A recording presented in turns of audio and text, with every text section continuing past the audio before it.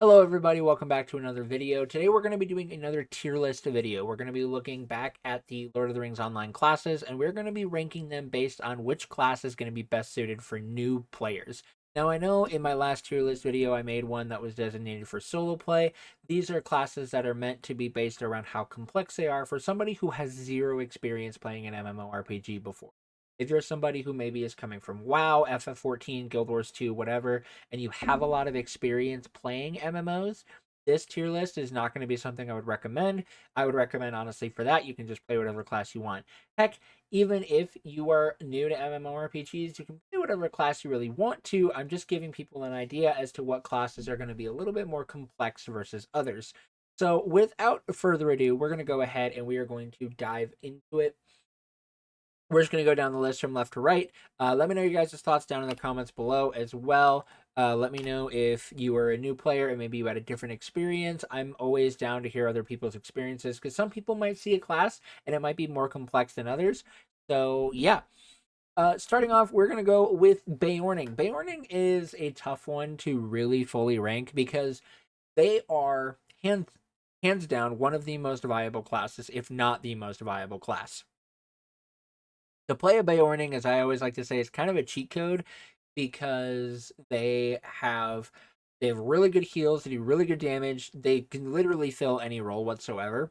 However, for a new player, they're not quite the easiest to just pick up and understand because they do have the complexities of trying to switch back and forth between human form and bear form, and so that can cause some difficulties there for newer players. I don't think it's horribly complex, but does take some time to get used to. So I'm going to put them in B tier. I think overall they're a really simple class once you figure it out, but it does take probably about the first like 15 to 20 levels to figure it out. Also, I apologize if my voice sounds super weird. I got braces yesterday. I'm still trying to push through content, so my voice is going to sound a little weird. Up next, we have the Minstrel. Minstrel, they're a really simple class, honestly. The only real difficult part to understand with the Minstrel is knowing what stance to use when, and I think you can kind of figure that out as you go throughout your journey, whether you're playing solo or with a group of people. I think it's pretty simple to figure that one out. So I'm gonna put them up in A tier. I think they are a really easy class to understand because once you just if you play Minstrel like I do, you just pick a stance and you don't change ever. But I've also not really spent a ton of time with the Minstrel. So that's just my thought on that one. Up next, we have Runekeeper. Runekeeper is along the same length that I would consider simple, like the Minstrel. They are a class that the attunement bar will be really confusing at first. Runekeeper was actually the first class I ever really mained, and I got one up to about level 52 before I moved on to a different class.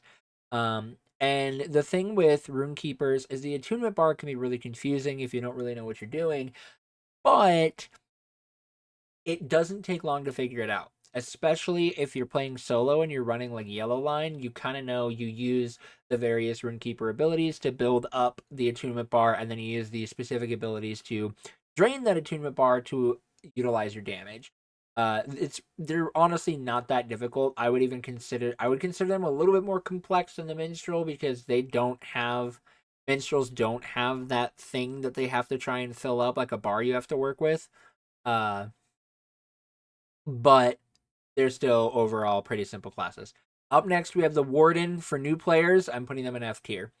Wardens are a very, very complex class to try and figure out. They require a lot of brain power to try and memorize gambits and make the gambits work effectively. And if you're a new player, it's just going to be super overwhelming to try and learn how that class works. So I would never ever recommend a new player play a warden. If somebody really wants to, they can. I will never recommend it though. Up next, we have Brawler. Brawlers, as fun as they are, I have to immediately put them in F tier because they are not a free class. And by same extension, Mariners are going to go in F tier because you have to pay for them. They might be a great class, but if you're a new player who's never played an MMORPG before, I do not want you spending money on a class that you don't even know you're going to like. So, if you're a new player, you're not don't touch them. Don't do it. It's just it's not the move. Up next, we have Burglar. Burglars, they can be really, really fun. I think they are definitely one of the more complex classes out there in terms of figuring out your crit chain skills and things like that. I've been maining a Burglar right now. My main is level 65 on a Burglar, so we're pushing pretty good there. The crit chains can be really confusing, especially if you're trying to run solo. Like running a solo blue line can be really difficult if you don't know what you're doing.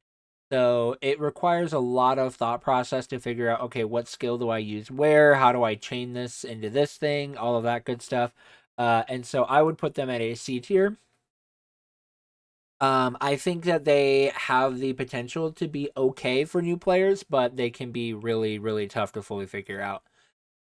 Up next, we have Captain. Captain is another one that's not great for new players. I put them at D tier. I think some people might cook me on that one. Captain is probably the class that I have the least amount of experience with, and it's purely because if I'm a new player, I'm not going to really understand what's going on, and just sitting there auto attacking the whole time while I'm waiting for my really, really long cooldowns becomes really, really boring. Um, and to utilize a captain efficiently, I think, especially if you're solo playing, does require a lot of extra effort. And that's something that I'm like, I don't know about that one, Chief.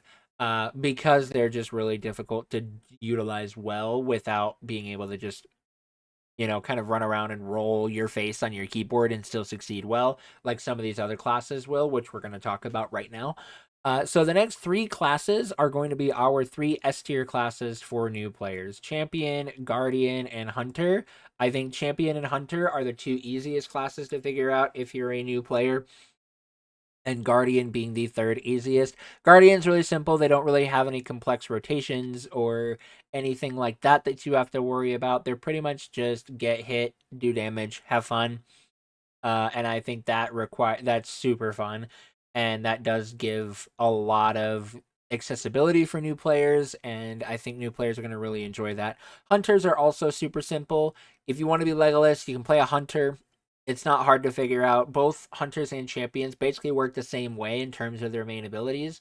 You just use your rotations to build focus or fervor, and then you use the other abilities to use that fervor or focus to do more damage. Really, really simple classes to play, and I think anybody can pick up and play a champion or a hunter and do just fine. I think they do great that way. And then our final class is the Lore Master. Lore Masters are fairly complex. I don't think they're as complex as Burglars in terms of new players. So I'm going to put them below the Beorning, but above Burglar. I think they work out fine. I think new players can figure them out. Actually, I'm going to move Beorning to below Lore Master.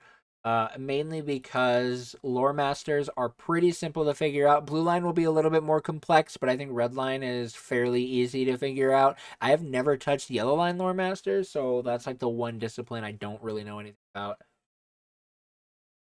But I think that a loud pop. I think that lore masters are a little bit more complex to understand how to work around the pets if you're playing blue line, but if you're playing red line, it's not that bad.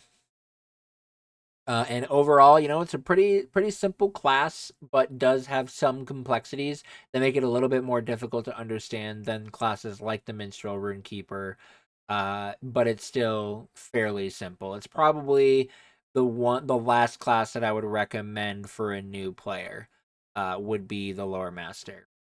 So yeah, that's it for this tier list. We pretty much cooked that one up pretty quickly. I'm glad we were able to do that. I hope you guys enjoyed this video. As always, I do want to give a huge shout out to all my Ko-Fi supporters. You guys are the ones that help to make this channel possible. If you would like to support on Ko-Fi, you can do so down in the link in the description below. But with that, you are loved, you are valued, you are fearfully and wonderfully made, and we will see you right back here in the next one. Have a wonderful rest of your day, everybody.